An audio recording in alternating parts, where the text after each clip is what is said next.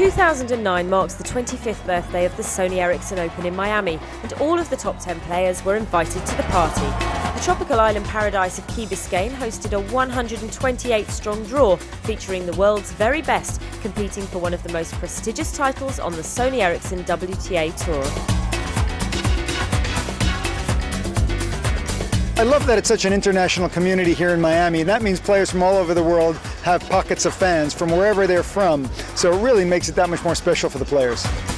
A notable absentee from the draw was former world number one Maria Sharapova, who's still recovering from shoulder surgery. But the tournament in Miami is one of her favourites, and the fans turned out in their hundreds to meet their idol. Traditionally, Miami hosts the annual Sony Ericsson WTA Player Awards, and among the winners for 2008 were French Open champion Ana Ivanovic and world number two Dinara Safina. Both would crash out of the tournament early, thus handing the limelight to rising stars like the newly crowned Newcomer of the Year, Caroline Wozniacki. The 18-year-old's rise to the upper echelons of the Sony Ericsson WTA Tour continued, as she added Elena Dementьeva to her list of top 10 scalps. Recovering from a breakdown in both sets against the world number 4, Wozniacki progressed to the quarter-finals.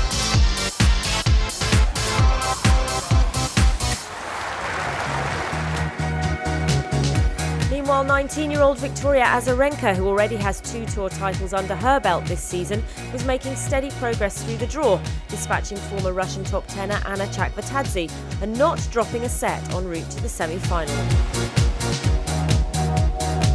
Nadia Petrova is an official ambassador for the Habitat for Humanity organisation, and whilst in Miami she got hands-on with a project that supports low-income families, building homes and community. But there was less success on the court for the 9th seed, who crashed out to Russian Ekaterina Makarova. The 20-year-old world number 54 had the best result of her year so far, reaching the 4th round before China's Li Na put an end to her campaign. Li Na took a break from the tennis to explore Miami's Jungle Island, where she got up close and personal with the wildlife South Florida has to offer. But back in Key Biscayne, the focus returned to tennis and a genuine opportunity against the world number 1. Serena Williams was furious to lose the first set, but would regain her composure to send Li Na packing at the quarter-final stage. The semi-finals provided fans at the Crandon Park Tennis Centre with some truly spectacular tennis. In the first semi-final, Victoria Azarenka scored a major victory by knocking out world number 8 Svetlana Kuznetsova over 3 sets in an epic 2-hour, 40-minute encounter, which hands the teenager a place in the most prestigious final of her career so far. Serena and Venus Williams boast between them 8 Miami titles, but only one sister would make it to the final.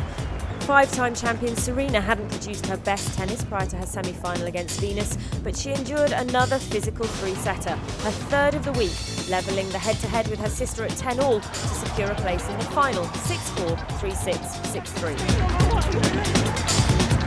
So the final of the 2009 Sony Ericsson Open would be decided between world number 1 and defending champion Serena Williams and teenage 11th seed Victoria Azarenka of Belarus.